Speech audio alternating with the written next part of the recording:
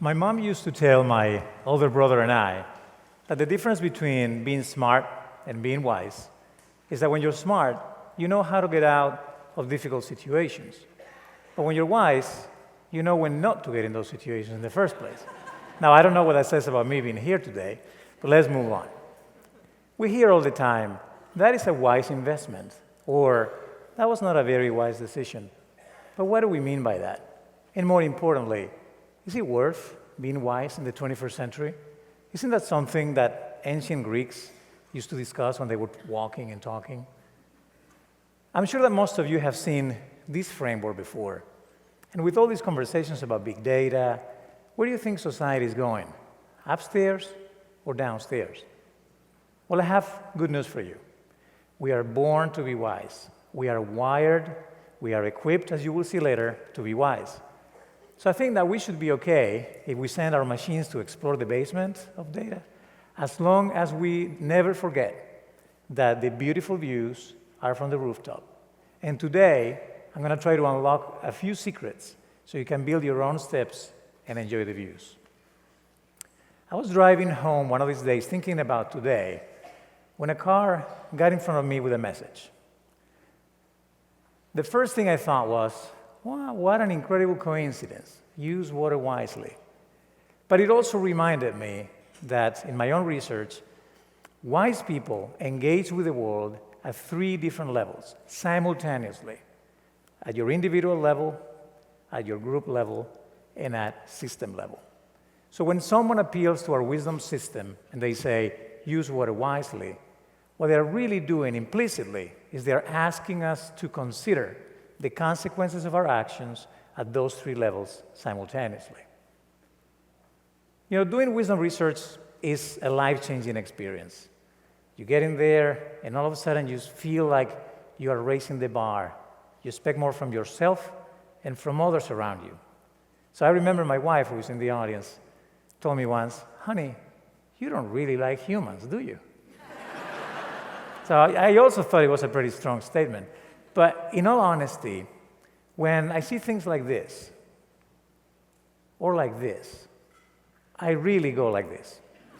And the only thing I really want to do is get in a time machine and pay a visit to this guy, who, by the way, wrote this book, in which he gave us this label.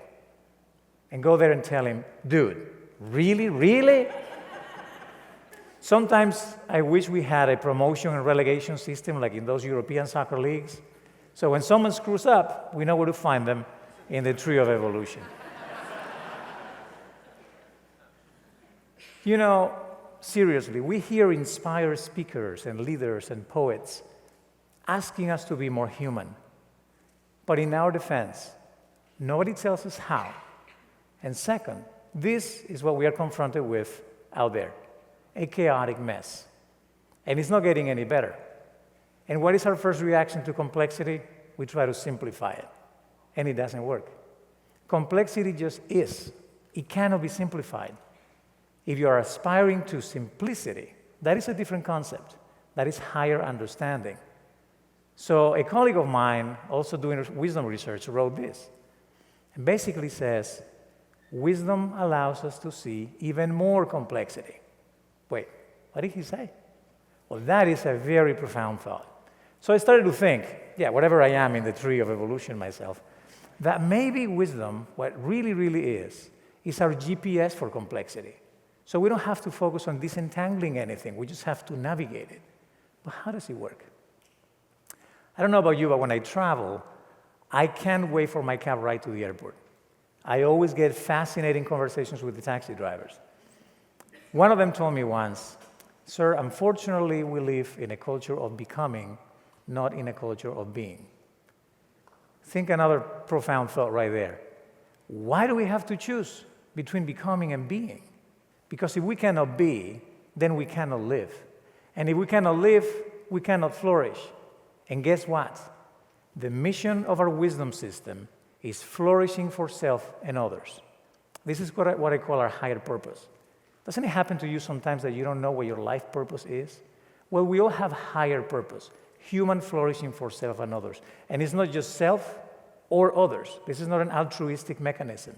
It's for self and others. So here we have a GPS with a true north. But where does it pick its signals from? There's no wisdom satellites. What kind of signals do you process to do that? We were at a chef's dinner once with a bunch of friends, and the wisdom topic came up. They knew that I was doing my research. So one of them said, Kiko, in my company, we know exactly what wisdom is. And I was thinking, well, he's the corporate guy. And believe me, I am a recovering corporate guy. I'm very sympathetic to them. But, they always have to know everything about everything. So I said, okay, so what is it? And he said, wisdom is knowledge on steroids plus experience, period. So I said, okay, well, there goes my research right there. But I knew at the time that it was, of course, more than that.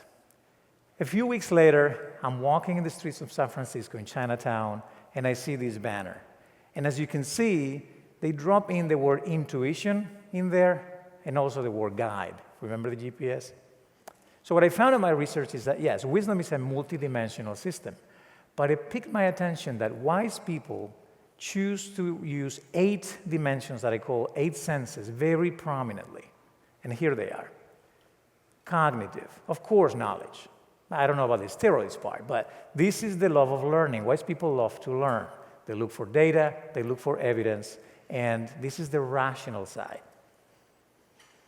Their intuitive sense. There's more and more research that says that intuition plays a very important role in our lives, and wise people let her in. They mix it with the other senses.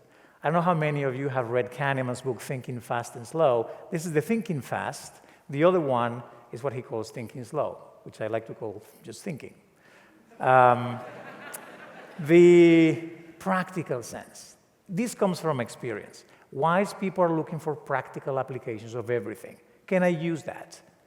Is it useful? Can I put it to work? If you remember the chef, it'd be nice if that chef had a lot of recipes, but if you cannot serve them, it's not practical. The ethical sense. This is where the rubber hits the road. This is not just about what's right or wrong. Wise people ask the following question: who benefits and how? Simple, right? Well, think about it. Aesthetic, I love this one.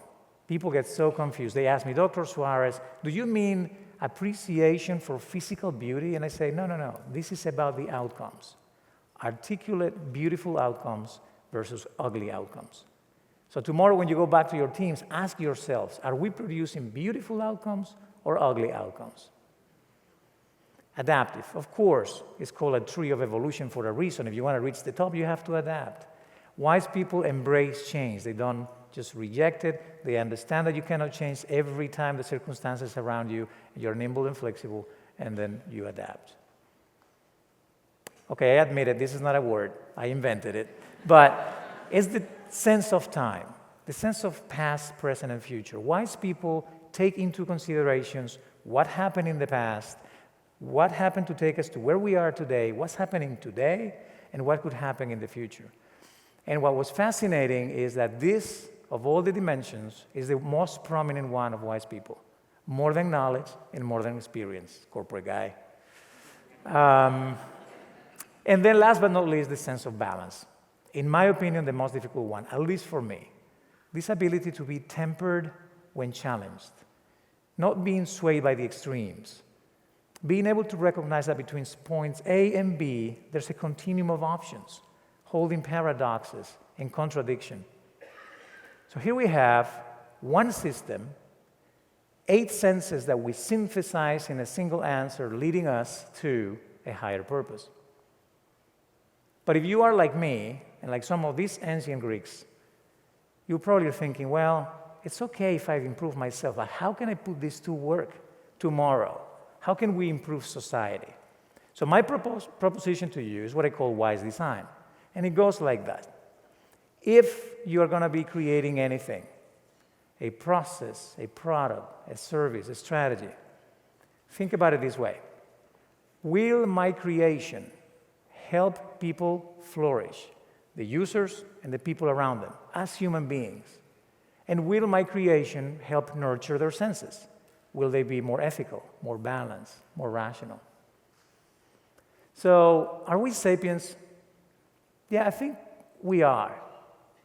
But we cannot depend only on technology. We really have to put wisdom back at the core of our evolution as species. I know we are all concerned about the skills gap. I'm very concerned about our wisdom gap. So please do this. Think about our higher purpose. Think about human flourishing for self and others and how it will manifest in your life today or tomorrow. Nurture your senses. Practice, practice, practice. Practice intuition. Practice rationality. Practice balance. And then try to apply wise design. Let's see what happens. Maybe there is a way for us to become and be better humans. I'm going to leave you with the final thought. When the Dalai Lama was asked what surprised him most about humanity, he said humans. Because we sacrifice our health in order to make money. And then we sacrifice our money in order to recuperate our health. And that we're so anxious about the future that we cannot enjoy the present. And the result is that we don't enjoy the future nor the present. And then we live as if we're never going to die, and then we die having never really lived. Thank you very much.